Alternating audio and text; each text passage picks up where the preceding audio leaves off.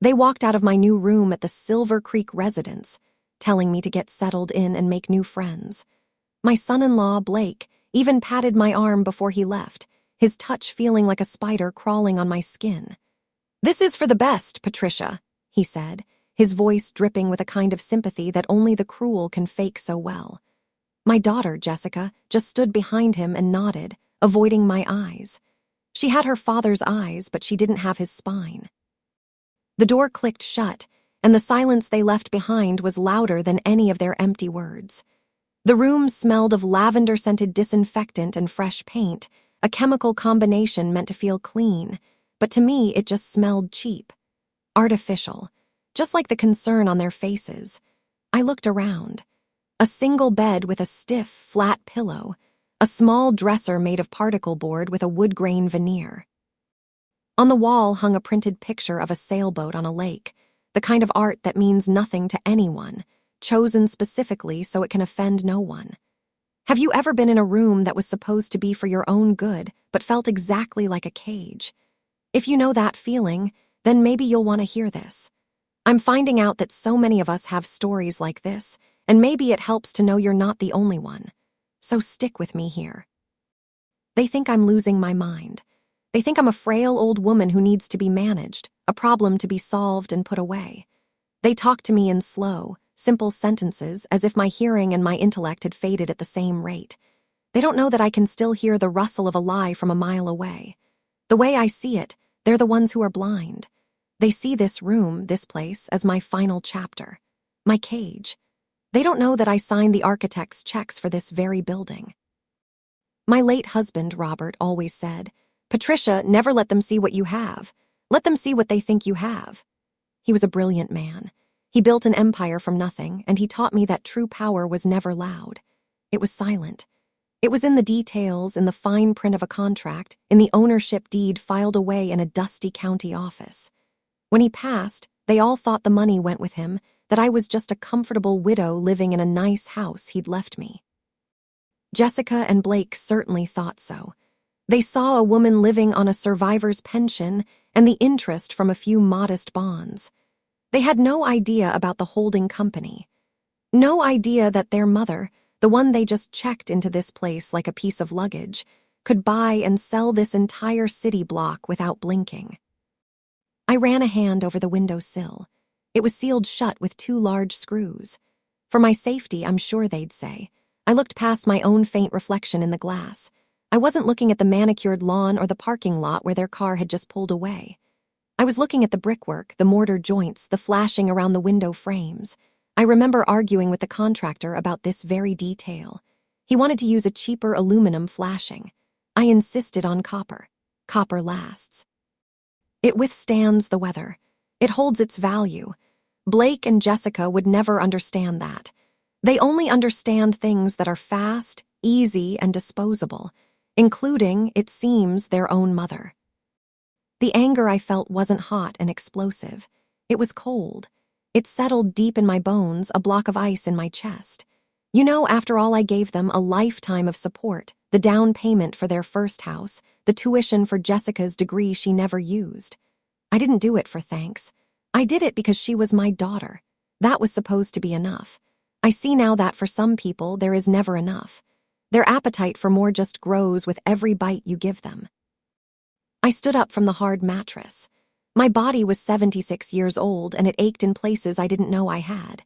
But my mind was sharp, sharper than it had been in years. The fog of grief that had surrounded me since Robert's passing was finally clearing, burned away by the harsh reality of this betrayal. This wasn't just a misunderstanding. This was a plan. This room, the smiling director, the condescending nurses, they were all part of it. My children had put me on a chessboard, thinking I was a pawn they could sacrifice. An interesting strategy.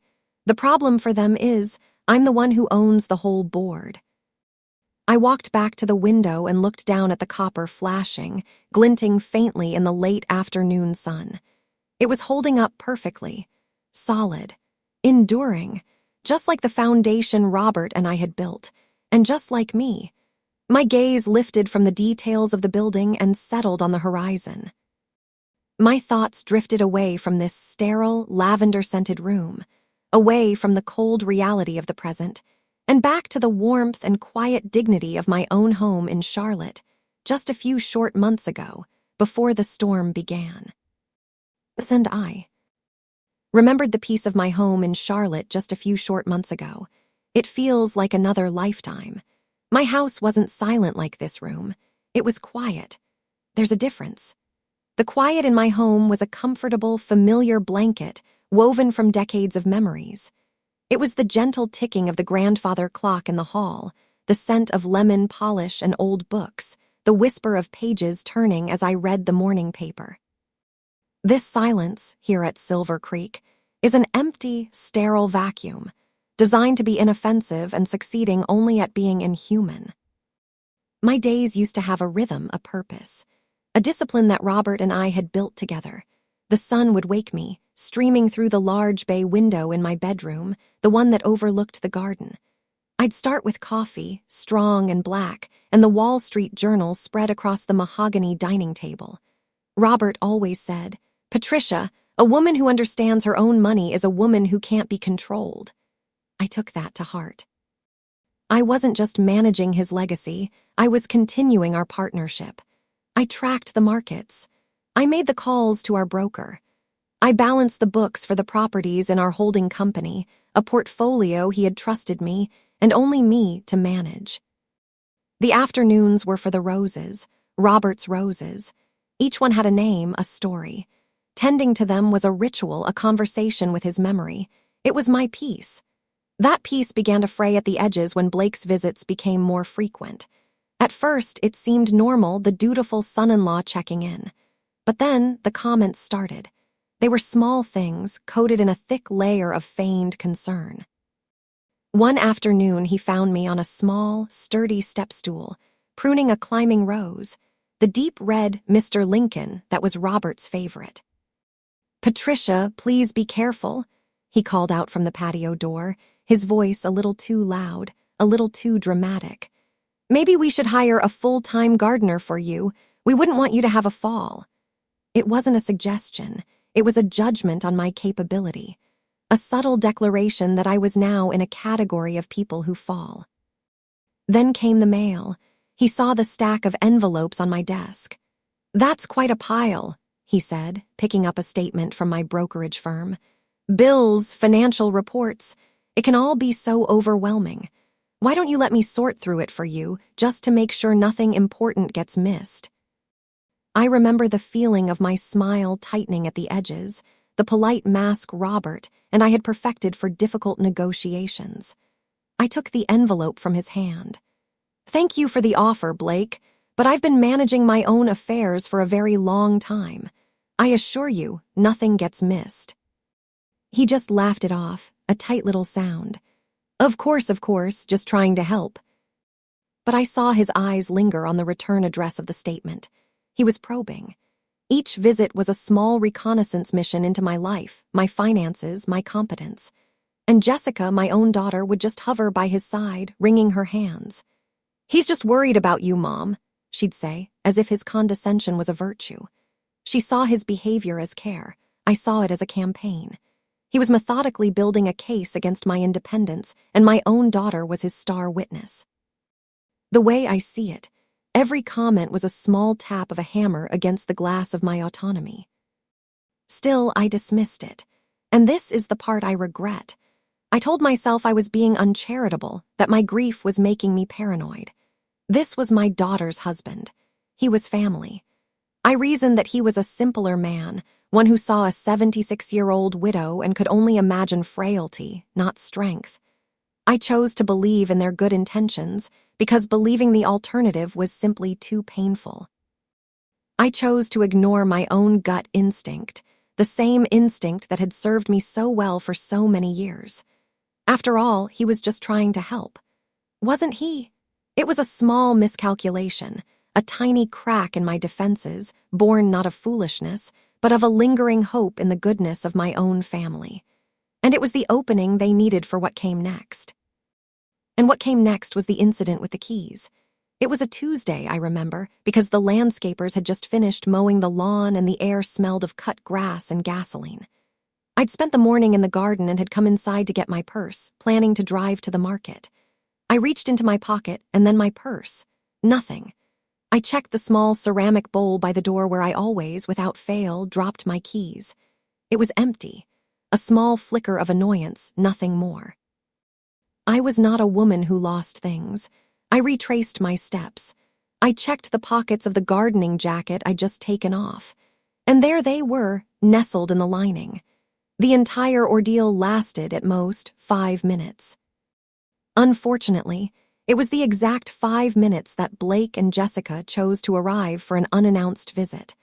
I walked into the kitchen, keys in hand, to find Blake looking at me with a deeply furrowed brow, an expression of practiced, theatrical concern. "Everything okay, Patricia?" he asked, his voice low. "Perfectly fine," I said, holding up the keys. "I misplaced these for a moment." He exchanged a long, meaningful look with Jessica. It was the kind of look that is meant to be seen, a piece of silent theater designed to communicate a shared, secret knowledge. "It happens, Mom," Jessica said, her voice wavering. "Don't worry about it." But they did worry.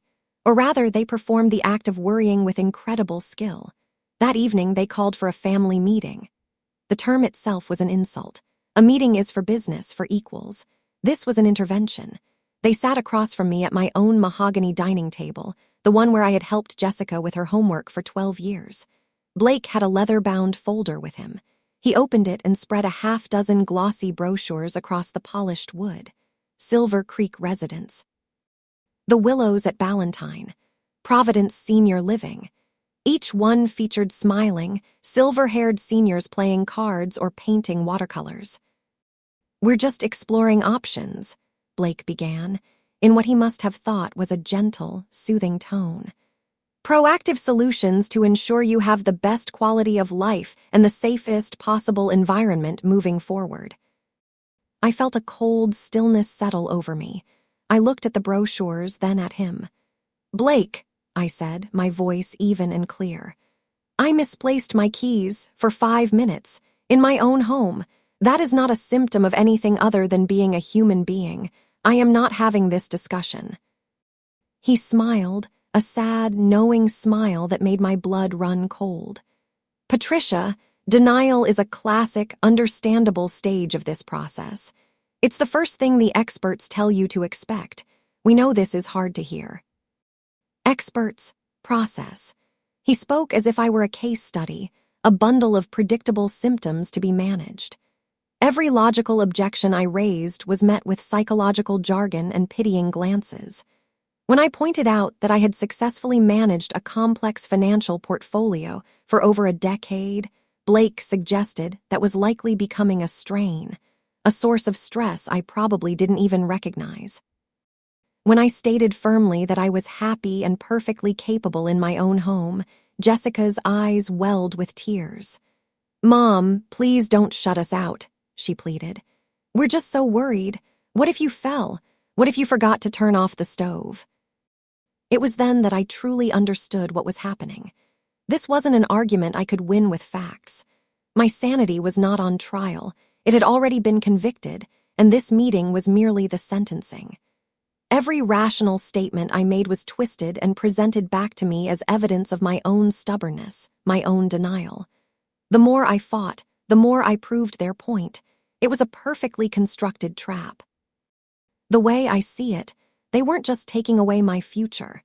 They were trying to erase my past, to rewrite the narrative of my life from one of competence to one of confusion and decay.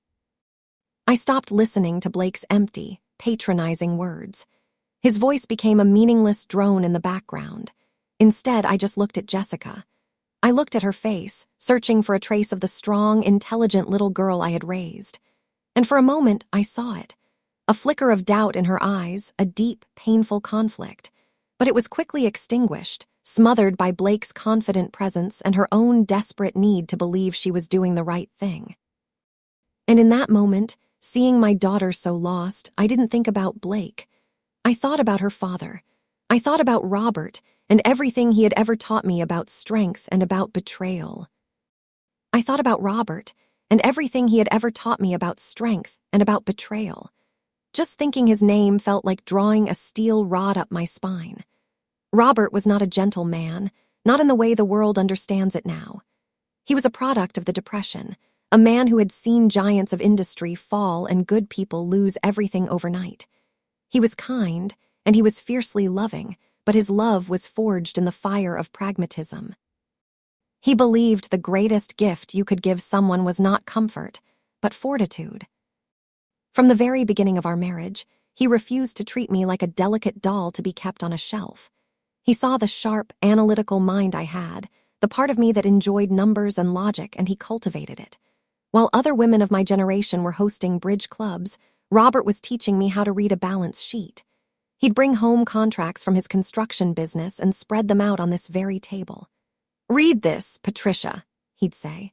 "Tell me where the risk is. Tell me where they're trying to cheat me." I learned about liability, about leverage, about the crucial difference between assets and cash flow. And I learned about the SAN. Titty of the written word. I'll never forget the day we closed on our first commercial property, a small warehouse down by the old rail yard. He held the deed in his hands, a thick, creamy piece of paper filled with dense, black type. "It's all right here," he'd said, his voice full of a rare reverence as he tapped the document. "Men lie, Patricia, feelings change, economies collapse. But what's written here, notarized and filed with the county, that's the closest thing to truth you'll find in this world." That was his gospel, and for 50 years it became mine, too. Our defense against the world was a fortress built of paper. Deeds, trusts, wills, contracts, every brick carefully laid, every document ironclad. He taught me to anticipate betrayal from every direction. I remember a partner who tried to skim profits by inflating invoices. Robert didn't get angry. He got quiet. He spent a week locked in his office, and when he emerged, he had a stack of ledgers and receipts that unraveled the man's entire scheme, penny by penny. "Never trust a handshake that isn't followed by a signature," he told me that night, swirling the amber liquid in his glass. "Never accept a promise that doesn't have a penalty clause. People will always try to take what you've built, Patricia. It's in their nature. Your only defense is to be smarter, calmer, and have better paperwork than they do." And he was right. In the world he operated in, the world he trained me for, he was always right. His lessons made us wealthy, and more importantly, they made us secure. But now, sitting at this table, listening to the drone of my son-in-law's voice, I felt a cold, horrifying realization dawning on me. The way I see it, Robert had prepared me for a war fought with calculators and lawyers, on the clear battlefields of finance and law. He taught me how to defend against sharks. He never taught me how to defend against the guileless smile of my own daughter. He never imagined a scenario where the attack wasn't on the validity of a signature, but on the sanity of the person signing. My fortress of paper was designed to repel an external invasion. I never once considered that the enemy would already be inside, not trying to break down the walls, but simply trying to convince the world that the queen of the castle had lost her mind. That was my blind spot. I had placed all of my faith in the tangible, in the logic of documents, and I had completely underestimated the devastating power of emotional manipulation. The one enemy Robert never prepared me for was the one who came wrapped in the disguise of family, of love, of concern. Blake was still talking. His voice, a smooth, reasonable baritone, cut through my memories. I looked up, and my mind, sharpened by the memory of Robert's lessons, suddenly snagged on a phrase Blake had just used, a detail that I had almost missed in the fog of my anger and disbelief. It was a seemingly innocent collection of words, but now it sounded like an alarm bell. It was a seemingly innocent collection of words, but now it sounded like an alarm bell. I replayed them in my mind, cutting through the haze of Blake's other platitudes. He had been outlining his vision for my future security, a vision that sounded more like a corporate takeover than a family care plan. "And of course," he had said, leaning forward with a look of earnest sincerity. "The biggest source of stress is this big old house. The upkeep, the taxes, the memories. It's a burden. Once we get you settled somewhere comfortable, we can sell the house. That capital can be put into a managed trust to pay for your care for the rest of your life. You won't have to worry about a single thing." Sell the house. Before, lost in the anger of being called forgetful and incompetent, I had barely registered the phrase. It had been just one more piece of their suffocating concern. But now, with the memory of Robert's warnings echoing in my ears, "People will always try to take what you've built," the words hit me with the force of a physical blow. This wasn't about my health. This wasn't about my safety or my loneliness. This was about liquidating my largest single asset. It was a cash grab, pure and simple, wrapped in the pretty paper of familial duty. The way I see it, I had been playing checkers while Blake was playing chess. I was busy defending my king, my sanity, while he was simply positioning his pieces to take the entire board. The comments about the house being too big, his attempts to look at my mail, the manufactured crisis over my keys, they weren't random acts of concern. They were the preliminary steps in an acquisition. Step 1, discredit the owner. Step 2, isolate the asset. Step 3, seize control and liquidate. It was a cold, brutal business strategy, and I, of all people, should have recognized it. My blind spot hadn't just been underestimating emotional manipulation. It was failing to see that for them, emotion was the business plan. I ooked at Blake, really looked at him, for the first time not as my son-in-law, but as an opponent. I saw the calculated patience in his eyes, the slight, almost imperceptible smirk on his lips as he thought he was closing the deal. He saw a confused old woman. I now saw a common corporate raider in a cashmere sweater. And Jessica. I turned to my daughter, whose eyes were still glassy with programmed worry. She wasn't the mastermind, she was the marketing, the friendly face on a hostile takeover. He had sold her a story about a declining mother and her own heroic role as a savior, and she had bought every word of it because it was easier than confronting the ugly truth of her husband's greed. Or, and this thought was a shard of ice in my heart, perhaps she was a willing participant. In that instant, my strategy shifted. Arguing was futile. Presenting evidence of my competence was pointless. They had already decided on the narrative, and any resistance from me would only be labeled as a symptom. Robert never won his fights by yelling. He won them by knowing more than his opponent. He won them by letting them reveal their entire hand while he kept his own cards held close. And right now, I had an ace they knew nothing about. The truth of my financial situation, and the ownership of the very facility they were trying to put me in. I needed more information. I needed to see their plan in action. I needed to know who at Silver Creek was involved. I needed to understand the full scope of their conspiracy. And I couldn't do that from my own home, where I was on the defensive. I had to go behind enemy lines. I let out a long, slow sigh, a perfect performance of weary defeat. I let my shoulders slump. I looked from Blake's triumphant face to Jessica's worried one, and I let a single, calculated tear trace a path down my cheek. "All right," I said, my voice a fragile whisper. If you both feel so strongly about it, maybe you're right, maybe I'm just tired." The relief that washed over their faces was sickening. "Just for a trial run," I added, a final, brilliant touch of a victim negotiating terms. "A week or two to see how it is." Blake's smile was predatory. "Of course, Patricia, whatever you need to feel comfortable." They thought they had won.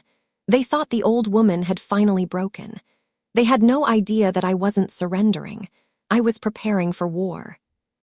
They had no idea that I wasn't surrendering. I was preparing for war. The day they dropped me off at Silver Creek felt like a scene from a movie I never wanted to star in.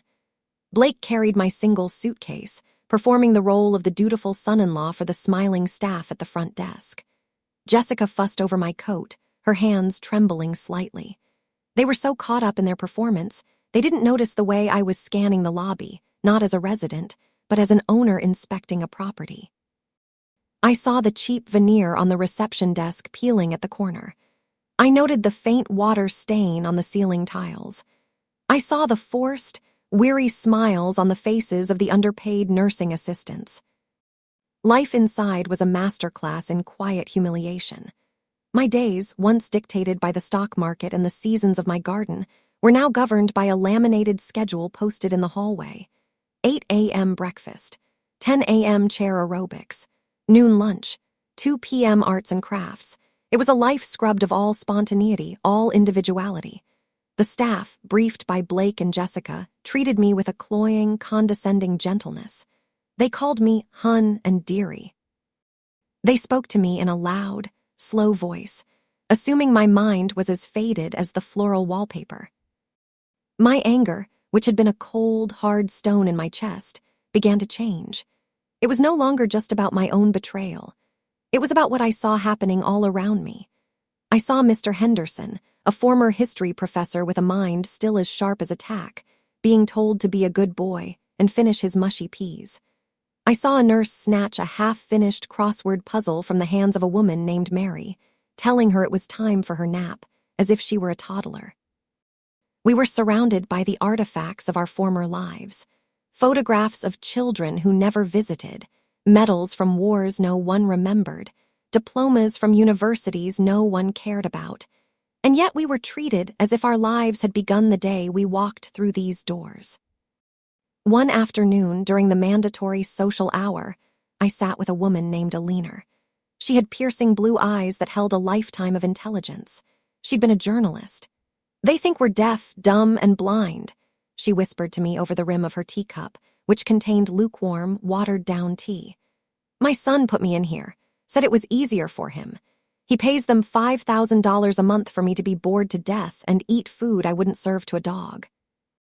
Her words resonated with me, fanning the embers of my anger into a slow, burning fire. The way I see it, this wasn't a receipt. Dense, it was a revenue stream. We weren't people, we were profit centers. I knew the numbers for this facility. I had signed off on the quarterly reports. I knew the budget for food, for staffing, for maintenance. And I could see the vast, shameful gap between the money being spent and the quality of life being delivered. The water stain on the ceiling wasn't an oversight. It was a business decision. The bland, starchy food wasn't a lack of culinary skill. It was a cost-saving measure. My personal sadness for my daughter's betrayal began to feel like a luxury I couldn't afford. It was replaced by a cold, righteous fury. Robert had built his company to create things of quality and value. These people, including my own family, were using one of his own properties to strip people of their dignity for profit. The insult was profound. I stopped seeing myself as a victim. I was an infiltrator. I began to watch, to listen, to map out the facility's inner workings not as a resident, but as a CEO conducting a secret audit. I learned the nurses' shift changes. I learned which staff members were lazy, which were kind, and which were cruel. And I learned the routine of the facility director, Mr. Albright, the man who had shaken my hand with such false sincerity. Every afternoon at 3 p.m., he would take a series of calls in his office.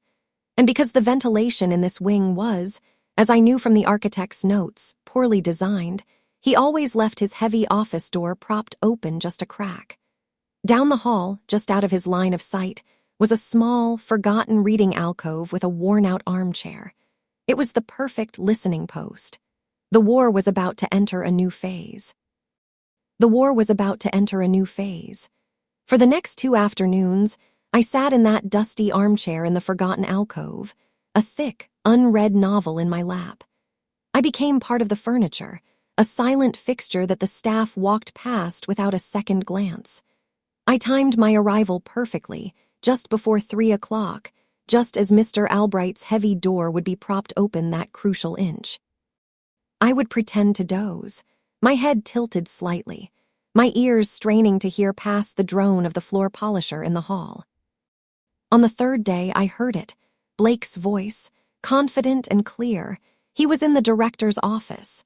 My entire body went rigid, but I forced my breathing to remain slow and even. My eyes remained closed. "The paperwork is being filed on Friday," Blake said.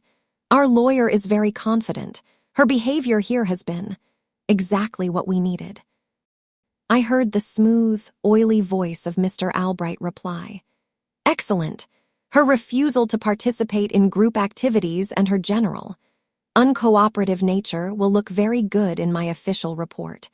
It all paints a clear picture of cognitive decline and an inability to care for herself." They were talking about me. They were twisting my quiet dignity, my refusal to be treated like a child, into a weapon against me. They were medicalizing my grief and my anger. You know, the sheer, calculated cruelty of it was breathtaking. I had expected greed, but I hadn't fully appreciated the depth of the deception. Then the conversation shifted. "So, to confirm," Albright said, his voice dropping to a more conspiratorial tone, "the 10% commission on her monthly fees is contingent on the successful conservatorship." "That's the initial part of our agreement," Blake confirmed. I could almost hear the smug smile in his voice. "But the real bonus comes after. Once we sell the house, the property in Myers Park, there's a significant back-end payment for you, for all your help in making this transition smooth. The house, my home, the place Robert and I built, the place where I raised my daughter. To them, it was just a property. A back-end payment." I felt a rage so pure and cold it almost made me dizzy. Every memory, every rose bush, every morning spent at that mahogany table. All of it reduced to a commission for a glorified hotel manager and a bonus for the man who had married my daughter. The way I see it, they weren't just stealing my money. They were stealing my life story, auctioning it off piece by piece and calling it care. I had to force myself to stay still, to keep my hands from clenching into fists on the arms of the chair. Robert's voice was in my head, a low, steady whisper. "Stay calm, Patricia. Listen. Learn. Don't act on emotion. Act on information." And so I listened. I listened as they discussed doctors who were on their side, and how to handle any potential objections from other family members who hadn't been part of the initial plan. It was a conspiracy, meticulously planned and executed, with my own home as the grand prize. The disgust was a physical thing, a bitter taste at the back of my throat. I had faced down ruthless competitors and dishonest contractors my whole life, but this felt infinitely more vile. This was betrayal that wore a familiar face. I thought I had heard the W. Worst of it, I thought the revelation of their sordid little deal was the final piece of the puzzle. I was preparing to stand up, to walk away with the information I needed. But then, Albright spoke again, his voice obsequious. "Hold on a moment, Blake," he said. "Your wife is on the line. Let me just put her on the speaker for you." My heart, which had been beating with a cold, steady anger, suddenly stopped. Jessica, my daughter. A wave of nausea washed over me. I pressed my head back against the dusty fabric of the chair, my knuckles white on the cover of the book I was holding. And I waited for the sound that I knew would break my heart. There was a crackle, a burst of static, and then a voice, tinny and distant through the speakerphone, but unmistakably my daughter's. "Hi, honey," Jessica said. Her voice was bright, cheerful. The sound of it was a physical shock, like stepping into an icy lake. It was the voice she used when she'd gotten a good parking spot at the mall, not the voice of a daughter whose mother was supposedly losing her mind. "Hey, Jess," Blake replied, his own voice softening, becoming the loving husband. "Albright and I were just finalizing the timeline. Everything's moving forward." "Oh, that's wonderful." Jessica's enthusiasm was genuine, a chilling, bubbly sound. "That's such a relief. You know, I was just online looking at that little beach house in Hilton Head again. The one with the blue shutters. Can you imagine, Blake? A real vacation, no more worrying about money, no more listening to his parents go on and on about our debts." I felt the air leave my lungs, the beach house, the debts. It wasn't a vague future plan. It was concrete. They had already spent the money in their minds. They had already picked out the color of the shutters on a house that would be bought with the rubble of my own. "We're getting there," Blake said smoothly. "Your mom's cooperation is helping things along. She's agreed to a trial run." And then Jessica laughed. It was not a loud laugh. It was a small, private giggle shared between conspirators. It was the single most devastating sound I have ever heard in my life. It was worse than the doctor's final words to me when Robert passed. It was worse than the silence of the house after the funeral. That small laugh told me everything I needed to know. "Poor thing," she said, the words laced with a pity so false it was almost camp. "She's probably so confused, but it really is for the best, isn't it? For everyone. Once this is all over, she'll be safe and cared for, and she'll probably thank us." There was a pause. I could hear the faint sound of her typing on a keyboard. "Oh," she added, her voice still bright. "And with the first draw from the trust, I can finally get that new Lexus. The dealership called again today." That was it, the final killing blow. It wasn't just a house or a trust fund. It was a Lexus. It was blue shutters. It was the casual, easy greed of it all that hollowed me out. All my life, I believed Jessica was just weak, easily led, that she was a victim of Blake's stronger, more manipulative personality. I had pitied her. But in that moment, I understood. She wasn't being led. She was a willing co-pilot, happily navigating the path to my destruction. She wasn't a pawn in his game. She was the other player. The way I see it, betrayal is a fire. The betrayal of a business partner, a stranger, a friend, that's a forest fire. It rages, it's loud, it destroys everything in its path, but you can see it coming. You can smell the smoke. The betrayal of your own child, that is a fire in the marrow of your bones. There is no smoke. There is no warning. It burns silently from the inside out until all that is left of you is a hollow, brittle shell. Something inside me didn't just break. It turned to dust and blew away. The part of me that was a mother, the part that held on to that fierce, unconditional love, it simply ceased to exist. In its place was a vast, cold, empty space. There was no more pain. There was no more anger. There was only a terrifying, absolute clarity. The voices on the speakerphone faded as Blake said his goodbyes and hung up. I heard the scrape of a chair, the shuffling of papers. I remained perfectly still in my alcove, the unread book heavy in my lap. I was no longer a grieving widow or a confused mother. I was a stranger watching the lives of people I did not know. My daughter was gone. The woman on that phone was a stranger who happened to have her voice. And you don't owe a stranger your love. You don't owe a stranger your forgiveness. You don't owe a stranger your inheritance. Slowly, deliberately, I rose from the chair. The book slid from my lap and hit the carpet with a soft, dull thud. I didn't look back. I walked down the hall, my steps steady, my purpose now as clear and hard as a diamond. I wasn't going back to my room. I was going to find a phone. I wasn't going back to my room. I was going to find a phone. I walked down the hallway, my steps measured and silent on the linoleum floor. The rage and the heartbreak had coalesced inside me, cooling into something dense and heavy, like a block of granite. There was no room for tears.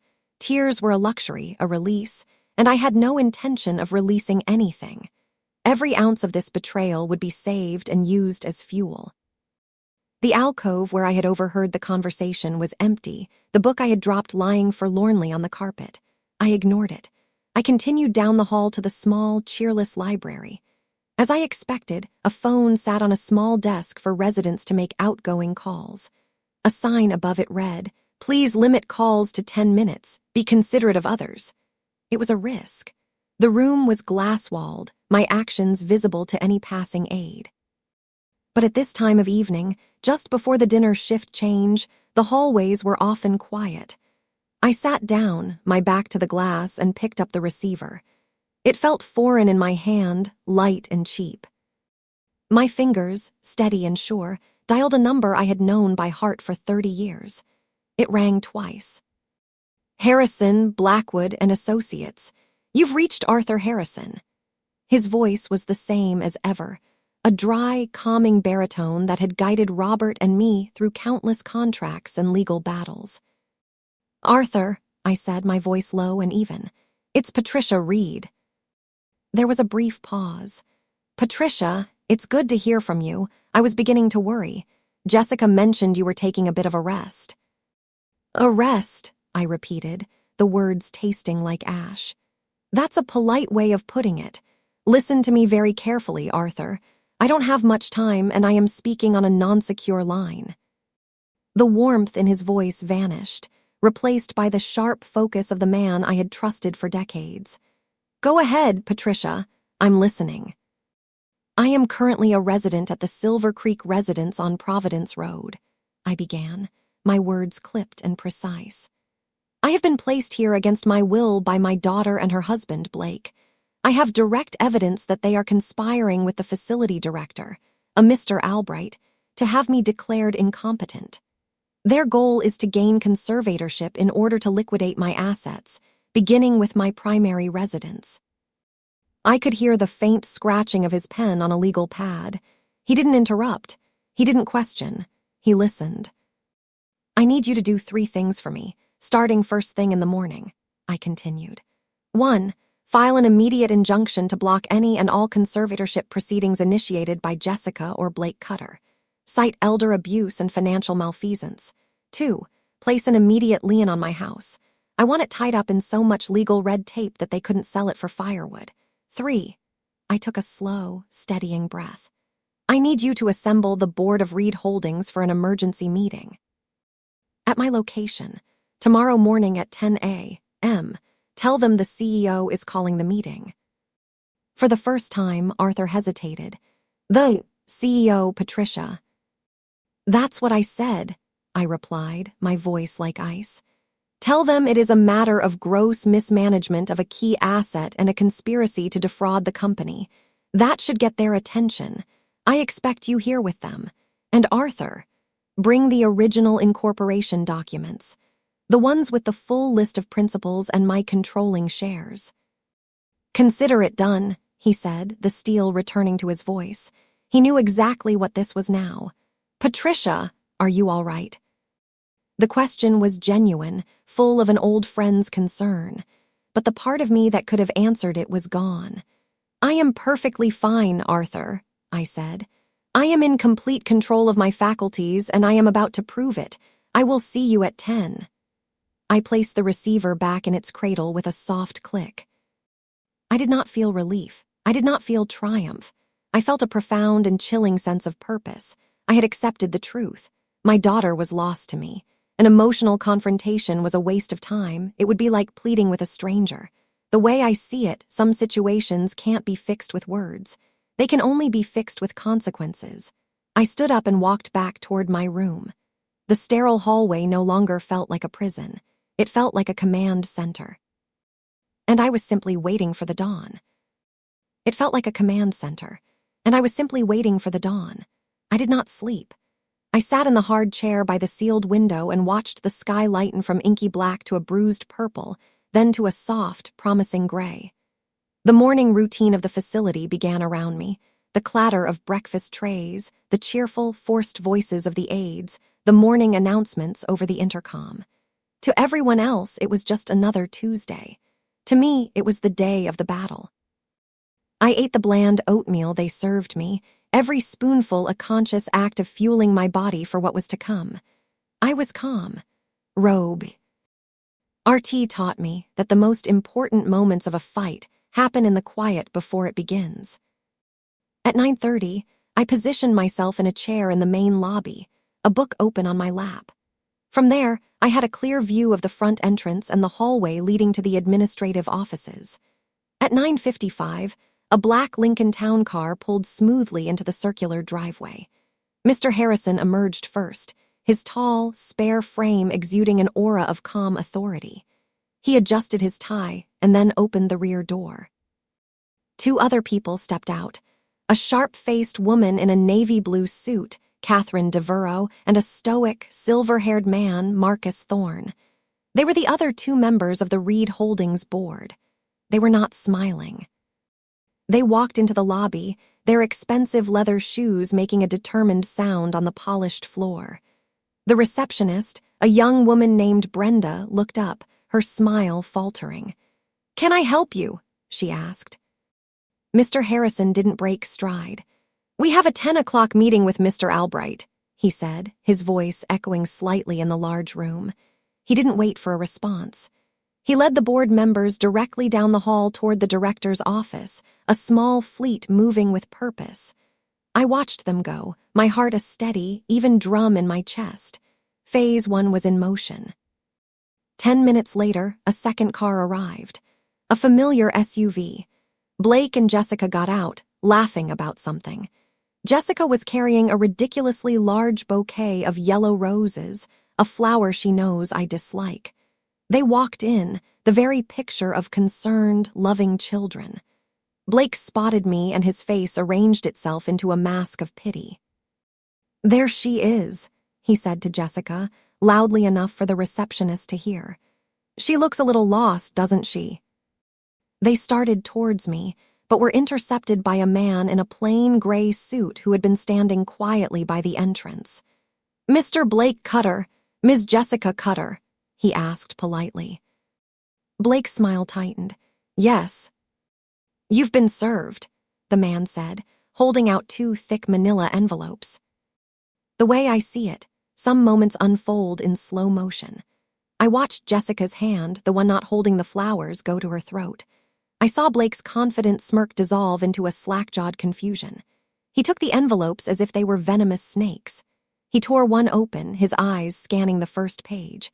I saw the color drain from his face. I watched him sway just slightly as he read the words, "Temporary restraining order, injunction against filing for conservatorship. Notice of lawsuit for conspiracy to commit fraud." Jessica, seeing his expression, dropped the roses. The bouquet hit the floor with a soft, pathetic thud, scattering yellow petals across the pristine linoleum. "What is it, Blake?" she whispered, her voice trembling. "What's wrong?" He couldn't speak. He just stared at the papers, then at me. For the first time, he was seeing me not as a confused old woman, but as the architect of his ruin. The mask was gone. In its place was pure, unadulterated shock, quickly curdling into rage. I felt nothing. No joy, no triumph. Just the cold, quiet satisfaction of a complex machine working exactly as designed. My lawyer was in the director's office, dismantling his authority. The legal system was in the lobby, dismantling theirs. And I was the ghost in the machine, the silent operator pulling all the levers. Just then, the door to Mr. Albright's office opened. Mr. Harrison stepped out. He looked across the lobby, his eyes meeting mine over the heads of my stunned children and the scattered yellow rose petals. He gave a single, almost imperceptible nod. It was time. He gave a single, almost imperceptible nod. It was time. I placed the book on the empty chair beside me, the spine unbroken, and stood up. I walked from the quiet corner into the center of the lobby, my sensible shoes making no sound on the polished floor. Every eye was on me. The staff, frozen in their duties. The few residents who were present, watching with wide, curious eyes. And my children, standing amidst the ruins of their pathetic little coup. The door to the director's office was fully open now. Mr. Albright was standing there, his face the color of spoiled milk, clutching a box containing the sad contents of his desk. One of the board members, Marcus Thorne, stood beside him like a stone sentinel. Albright's eyes met mine, and in them I saw not remorse but pure, undiluted fear. He started to speak, a desperate platitude forming on his lips. I didn't give him the chance.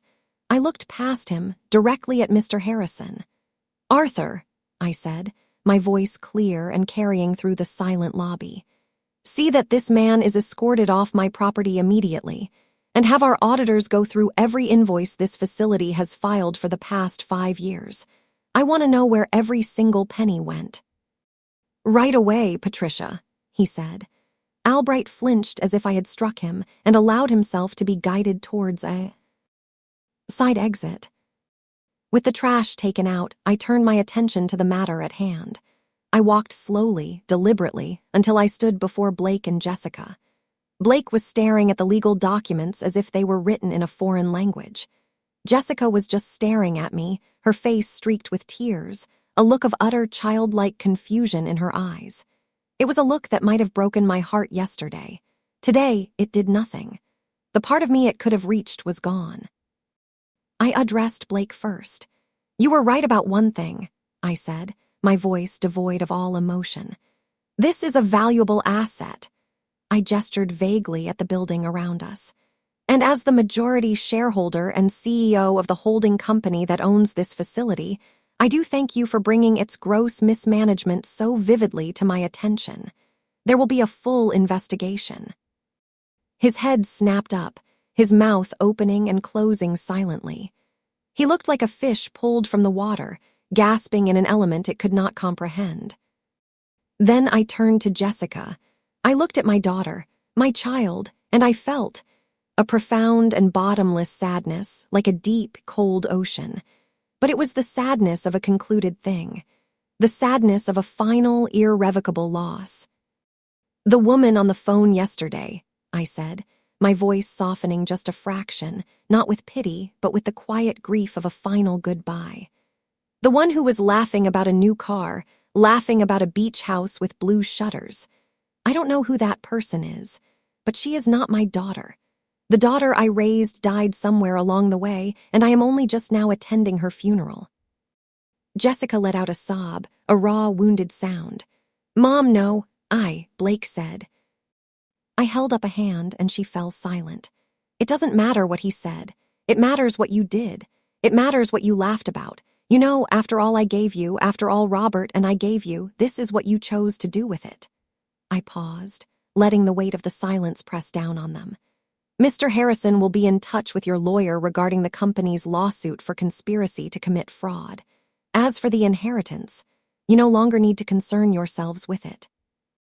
I turned my back on them then, on the sound of Jessica crying my name, on the sight of Blake's impotent rage. I did not look back. To look back would be to suggest there was something worth seeing. I walked towards the grand front doors of the building, the doors I had chosen myself years ago. Mr. Harrison was already there, holding one of them open for me. As I stepped outside, the warm, humid air of a Carolina morning hit my face. It felt like the first breath I had taken in weeks. I was free. I had lost a daughter, but I had reclaimed myself. I had reclaimed my life, my name, and my legacy. I stood on the steps for a moment, looking up at the sign that read Silver Creek Residence. It no longer looked like a prison. It looked like a problem to be solved.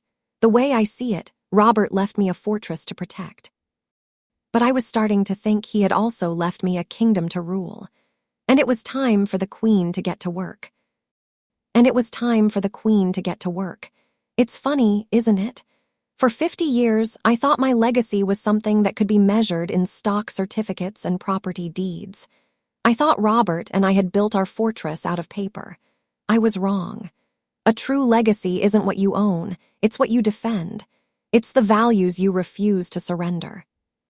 My children tried to put me in a home, a place where I would be quiet and managed until the end.